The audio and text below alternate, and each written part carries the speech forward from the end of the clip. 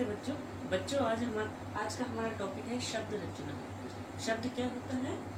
वर्णों का सार्थक समूह। सार्थक मतलब जिनका अर्थ निकलता हो, यानी कि 3-4 वर्णों को मिलाकर जिनका कोई अर्थ बनता हो, ऐसा समूह क्या कहलाता है? शब्द कहलाता है। वर्णों के सार्थक समूह को शब्द कहते हैं। जैसे कि सूरज, जब हम सूरज बोलते हैं तो हम पहचान जाते हैं हम किसके बारे में बात कर रहे हैं। पेड़, जब हम पेड़ बोलते हैं तो हम समझ जाते हैं कि हम किसके बारे में बात कर रहे हैं। तो ये क्या है? वर्णों का सार्थक समूह। ओके, 3-4 वर्णों को मिला के क्या बनाया गया है? एक शब्द बनाया गया है। ओके, जैसे स में बड़े ऊ की मात्रा, र में अ की मात्रा, ज में अ की मात्रा, तो ये मिलकर क्या बनता है? एक शब्द बनता है। क्या? सूरज, जो कि जिसका अर्थ निकल रहा है, इसलिए ये क्या है? सार्थक समूह। ये शब्दों का सार्थक समूह है बच्चों। ओके, जैसे गर्मी, शर्मी, पानी, वानी, हम डेली बोलचाल की भाषा में कुछ ऐसे शब्द बोलते हैं जिनका कोई अर्थ नहीं होता है। गर्मी का तो मतलब समझ आया, गर्मी लग रही है। अभी शर्मी का मतलब कुछ नहीं होता ना। पानी का मतलब समझ आता है, वानी का मतलब समझ नहीं आता। तो जो हम ये बिना वजह के, बिना कोई नियम के शब्द बोलते हैं, इनको निरर्थक शब्द कहते हैं, जिनका कोई अर्थ नहीं होता।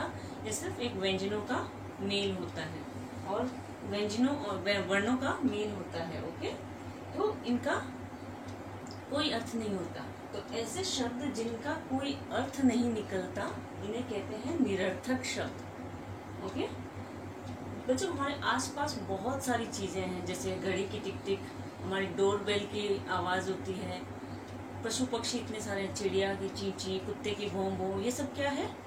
ये एक तरह की ध्वनि पैदा करते हैं, तो इनको क्या कहते हैं? ध्वनि बोधक शब्द। ओके, हमारे आसपास की निर्जीव चीजें या फिर जीव जंतु, पशु पक्षियों की आवाजें जो होती है, वो क्या होती है? ध्वनि बोधक शब्द। तो व्याकरण में बच्चों सिर्फ एक ही तरह के शब्दों के नियम हैं। निरर्थक शब्द के लिए और ध्वनि बोधक शब्द के लिए कोई नियम नहीं है। तो हम सार्थक शब्द के बारे में ही पढ़ेंगे, क्योंकि व्याकरण में सिर्फ इन्हीं के लिए नियम है, जो कि जिनका कोई अर्थ निकलता हो, ऐसे वर्ण जिनका अर्थ निकलता हो, यानी कि सार्थक शब्दों के ही नियम है। ओके, तो शब्द के भेद, यानी कि शब्द के कितने प्रकार है? तो 3 प्रकार है। मोस्टली शब्दों के 3 प्रकार है। फर्स्ट है स्रोत या उत्पत्ति के आधार पर, यानी कि उनकी उत्पत्ति कैसे हुई, उनका जन्म कैसा हुआ, उसके आधार पर। दूसरा है रचना या बनावट के आधार पर, यानी कि उनको हम किस तरह लिखते हैं उसके आधार पर।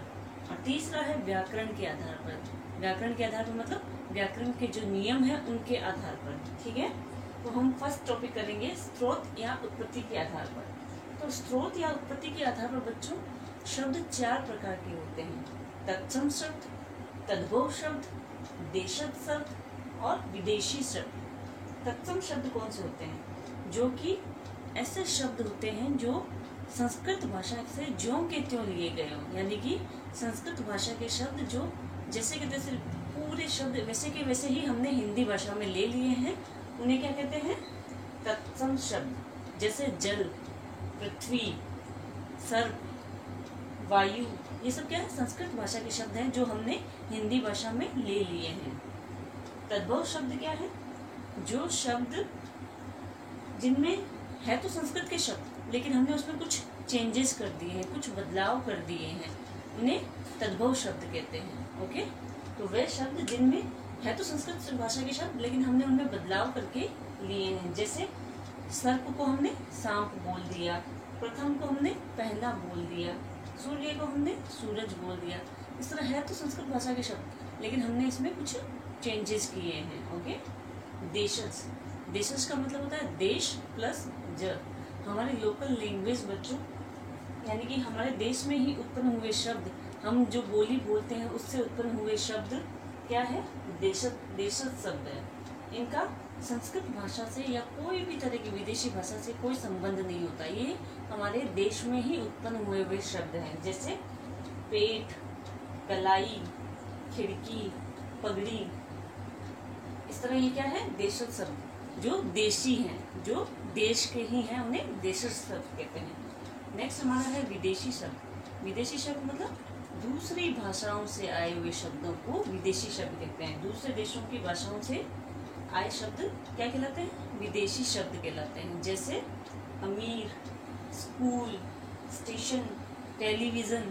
तो बच्चों हमारी हिंदी भाषा ने क्या किया, भाषा को सरल बनाने के लिए, भाषा को सबको समझ आए ऐसा बनाने के लिए कुछ विदेशी शब्द लिए, कुछ देशी शब्द लिए, कुछ दूसरी भाषाओं के शब्द लिए। इस तरह करके हमारी हिंदी भाषा में शब्द आए हुए हैं। ठीक है, तो तत्सम शब्द कौन से हैं? संस्कृत भाषा के शब्द जो जैसे के तैसे लिए गए। और तद्भव शब्द कौन से हैं? जो संस्कृत भाषा के शब्दों को कुछ चेंजेस करके लिए गए हैं हमने। और देशज कौन से हैं? देशी शब्द जो हमारे देश में ही जन्मे हैं। विदेशी शब्द कौन से हैं? जो हमने दूसरे देशों से लिए हैं। तो ये क्या है? स्रोत या उत्पत्ति के आधार पर शब्द के भेद हैं। नेक्स्ट हमारा होगा रचना या बनावट के आधार पर। वो आगे मैं एक्सप्लेन करूंगी बच्चों। Thank you.